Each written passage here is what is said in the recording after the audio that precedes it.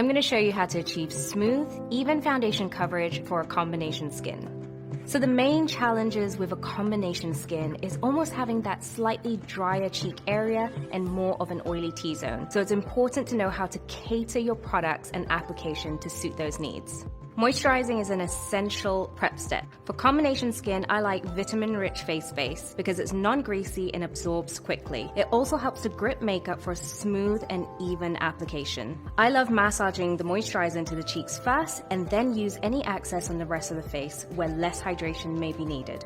We're going to perfect the skin using our skin foundation, which is not too heavy and not too light, so it's a great choice for combination skin. Start your foundation application at the center of the face and blend outward. This is going to allow you to build more coverage in the T-zone. I'm going to apply with our foundation brush, which is designed for easy layering, and then I'm going to sweep it through the cheek area and through the rest of the face. Next, we're going to set the skin. I'm going to apply the sheer finish pressed powder using our powder brush. This is going to control shine for a natural looking matte finish. Targeted powder application is key with combination skin since some areas are oilier than others. I'm going to focus on the T-zone areas, then apply less powder to the cheeks, which tend to be dry areas of the face. And for more of a targeted application, I'm going to use our eye blender brush on any oily spots.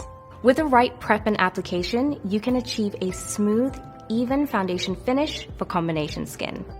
You can check out more artistry tips online or in store. Thanks for watching.